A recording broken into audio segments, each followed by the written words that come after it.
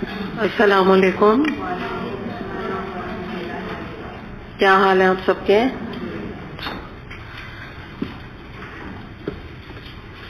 چلیں انشاءاللہ تعالی آج ہم سورہ قمر شروع کر رہے ہیں.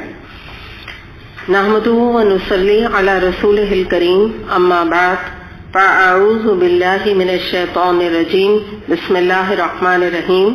ربی اشرح لی صدری ویسر لی امری واحلل عقدۃ من لسانی یفقہوا قولی. آمین یا رب العالمین. اقتربت الساعۃ وانشق القمر، قیامت کی گھڑی قریب آ گئی اور چاند پھٹ گیا. تو یہ جو آیت ہے سب سے پہلے ہم اس کو دیکھیں گے. اس کے ایک ہسٹوریکل بیک گراؤنڈ ہے اس کا. سب سے پہلے تو ہم یہ دیکھ لیتے ہیں کہ یہ جو سورہ ہے سورہ القمر، اس کو نبی کریم صلی اللہ علیہ وسلم نماز عید میں پڑھا کرتے تھے. دوسری بات ہم یہ دیکھتے ہیں کہ اس کی تفصیل یہ کہ ہجرت کے تقریباً 5 سال کے بعد کا یہ واقعہ ہے. اور اس میں جو مہینہ تھا تو آپ سمجھے کہ اس میں جو 14ویں ہوتی ہے نا شب، جس میں کہ ویسے بھی آپ کو پتا ہے کہ چاند پورا ہوتا ہے، تو اس میں چاند ابھی طلوع ہی ہوا تھا کہ یکا یک نبی کریم صلی اللہ علیہ وسلم نے اوپر آسمان کی طرف اشارہ کیا اور وہ 2 ٹکڑے ہو کر گر پڑا. یعنی اس کے بارے میں کہتے ہیں کہ ایک ٹکڑا اس کا چاند کا حصہ آپ کہہ لیجئے، ٹکڑا کہہ لیجئے، غار ہرا کی طرف گرا اور ایک دوسرا جو ہے نا جبل نور کی طرف گرا. اس کے بعد اگر آپ کہیں گے کہ لوگوں کو اس کے بارے میں پتہ کیوں نہیں چلا، تو اس کے بارے میں آتا ہے کہ یہ کیفیت جو ہے وہ ایک لحظے کو رہی تھی. یعنی سیکنڈ بھی نہیں کہتے اس کو. ایک لحظہ کا مطلب یہ ہوتا ہے کہ بس آپ کو سمجھ بھی نہیں آیا کہ ہوا کیا. اسپلٹ آف اے سیکنڈ کہتے ہیں اس کو نا. تو اس میں کیا ہوا کہ وہ چاند اس طرح گرے 2 ٹکڑے اور اس کے بعد پھر ودن بائی اسپلٹ آف سیکنڈ میں دوبارہ سے جڑ گئے. تو یہ نبی کریم صلی اللہ علیہ وسلم اس وقت منا میں تھے اور آپ نے آپ کے ساتھ جو لوگ تھے آپ نے ان کو دکھایا اور آپ نے اشارہ کر کے کہا اوپر کہ اے لوگوں تم گواہ رہو. اور کفار نے جب یہ دیکھا تو معجزہ، تو نبی کریم صلی اللہ علیہ وسلم کے بارے میں کہنے لگے کہ انہوں نے تو ہم پہ جادو کر دیا ہے یا ہماری آنکھوں نے دھوکہ کھایا ہے. ایسا کیسے ہو سکتا ہے نا کہ چاند اس طرح 2 ٹکڑوں میں ڈیوائیڈ ہو گیا. تو بہرحال اسی کے بارے میں یہ سورہ ہے جو اس کی بگننگ ہوتی ہے اور یہ ایک نبی کریم صلی اللہ علیہ وسلم کا معجزہ تھا، آپ یوں سمجھ لیجیے. امام ابن کثیر اس کے بارے میں لکھتے ہیں کہ علماء کے درمیان انشقاق قمر، انشقاق کا مطلب ہوتا ہے کہ چاند کا سپلٹ ہو جانا. تو اس کے بارے میں بہت ساری ہمیں احادیث ملتی ہیں جو کہ متواتر کے لیول کی ہیں. اور متواتر کا مطلب یہ ہوتا ہے کہ کوئی ایک حدیث بھی جو ہے نا اس کے اگینسٹ نہیں جاتی کہ ایسا نہیں ہوا تھا. تو جب متواتر کے لیول کی کوئی حدیث ہوتی ہے تو وہ بہت اسٹرانگ بات جو ہے بن جاتی ہے. تو اس کے بارے میں یہ تھوڑی سی ڈیٹیل تھی. اب ہم دیکھتے ہیں کہ یہ واقعہ جو ہے نا وہ دکھایا کیوں گیا، یہ معجزہ. تو اس کی وجہ یہ تھی، آپ ترجمے سے ہی دیکھ لیا، قیامت کی گھڑی قریب آ گئی اور چاند پھٹ گیا. یعنی مراد یہ کہ اگر آپ حقیقتاً دیکھیں قیامت کے دن کیا ہوگا، چاند پھٹ جائے گا. تو اسی کی طرف یہ اشارہ ہے کہ وجہ یہ تھی کہ جو یہ کفار کا کانسیپٹ تھا آخرت کے بارے میں اور یا قیامت کے بارے میں، آپ کو پتا ہے وہ بلیو نہیں کرتے تھے. تو یہ ایک آپ سمجھ لیجیے معجزہ نبی کریم صلی اللہ علیہ وسلم کو اللہ کی طرف سے دیا گیا کہ تاکہ وہ یہ دیکھ کے اس کا مشاہدہ کریں کہ جب اس طرح سے چاند پھٹ کے الگ ہو سکتا ہے تو قیامت کے دن کیسے یہ ممکن نہیں کہ اللہ تعالیٰ زمین پھاڑ دے، اللہ تعالیٰ چاند کو پھاڑ دے، جو پہاڑ ہیں وہ روئی کی دھنکوں کی طرح اڑنے لگیں، یا یہ جو ستارے ہیں اور سیارے ہیں اور آربٹس ہیں ان کے، تو یہ سب درم برم ہو جائے نا، تباہ و برباد ہو جائے. تو کوئی چیز بھی دائمی طور پہ قیامت کے دن واقع نہیں رہے گی. تو یہی والی بات تھی یہاں کہ یہ ایکچولی اس کے پیچھے آپ سمجھ لیجئے کہ ریزن تھا کہ ان کو کفار کو اس بات کا یقین دلانا. آگے دیکھتے ہیں آیت نمبر 2 اور 3. وَإِن يَرَوْا آيَةً يُعْرِضُوا وَيَقُولُوا سِحْرٌ مُسْتَمِرٌ. مگر ان لوگوں کا حال یہ ہے کہ خواہ وہ کوئی نشانی دیکھ لیں منہ موڑ جاتے ہیں اور کہتے ہیں کہ یہ تو کھلا جادو ہے.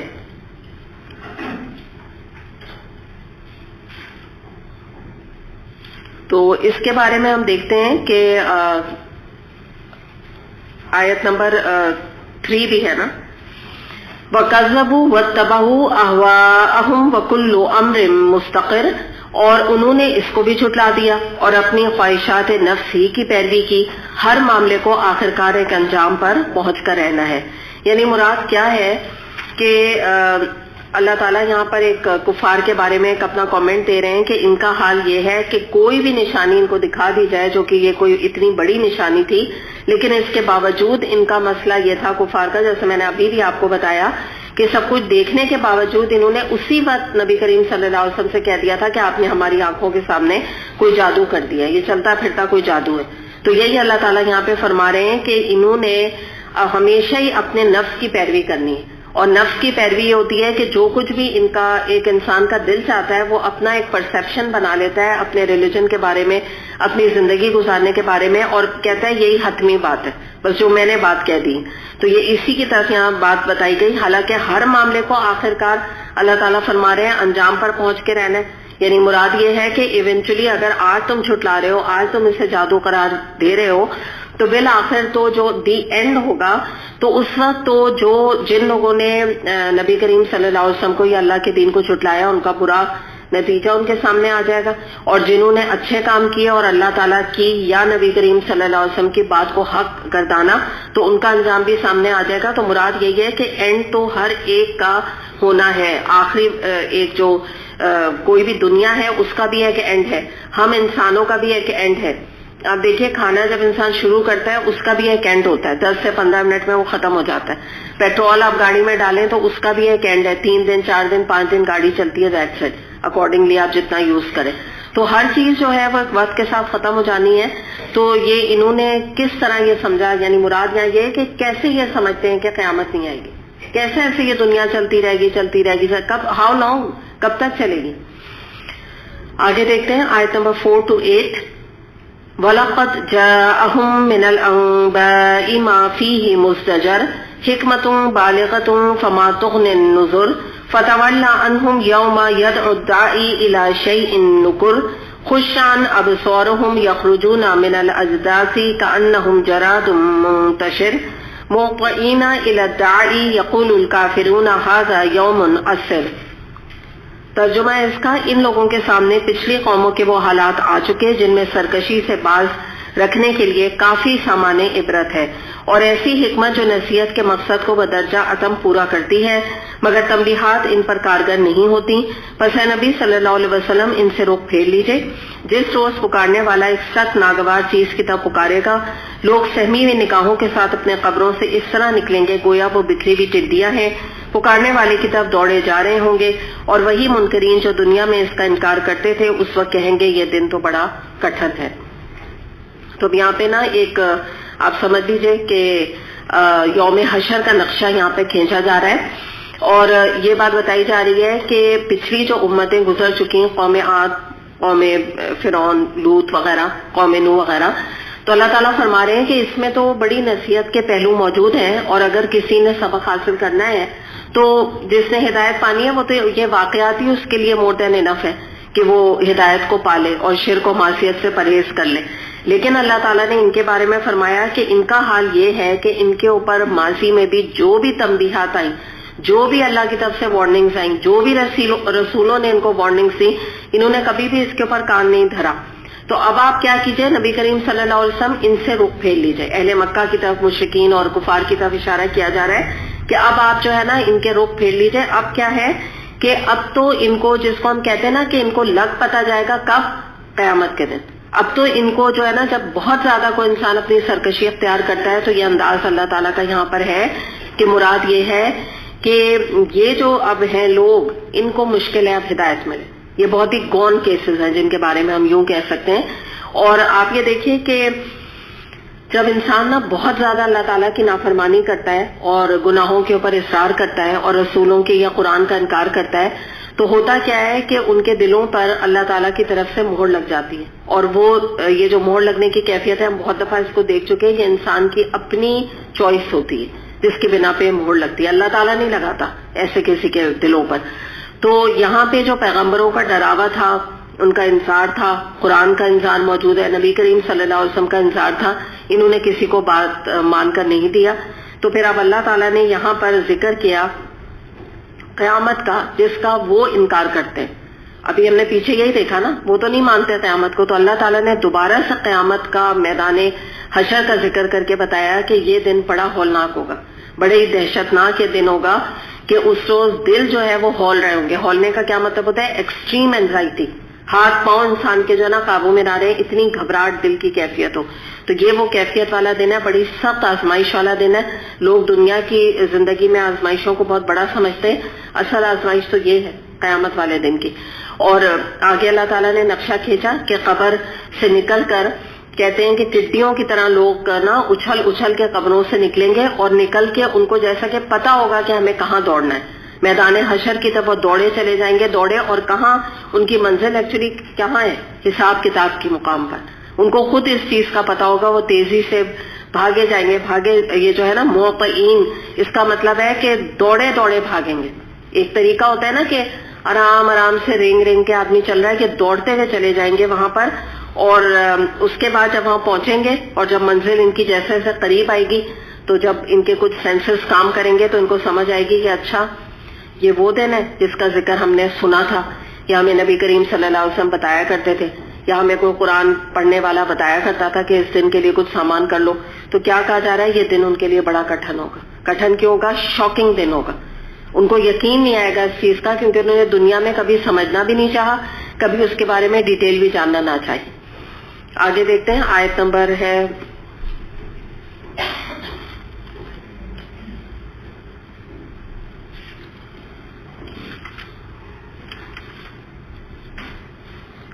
8 ہو گیا، 9 سے لے کر، اور ہم دیکھتے ہیں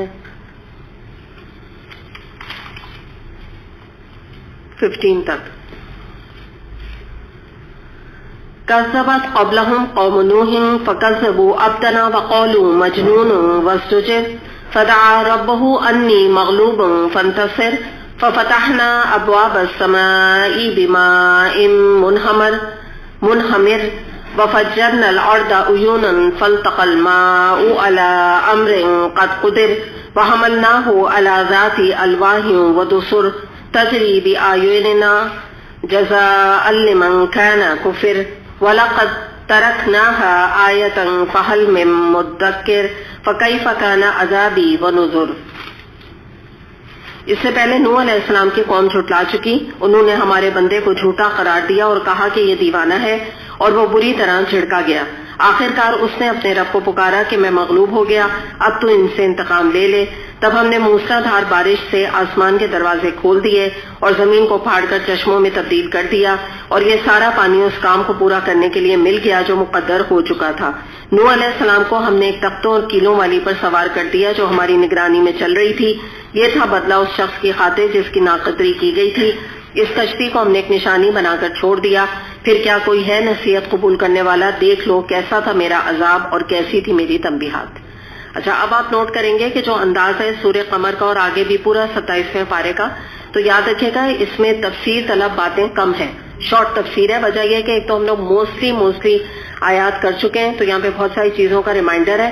اور ویسے بھی جو ایک انداز ہے نا، اگر آپ دیکھیں چھوٹی چھوٹی باتیں ہیں جو کہ کی گئی ہیں. تو اب یہاں پہ ظاہر ایک پورا واقعہ آیت نمبر 16 تک نوح علیہ السلام کا آ رہا ہے، تو اس کو ہم ایک ساتھ ہی یہاں پر ہم نے اس کو دیکھا ہے.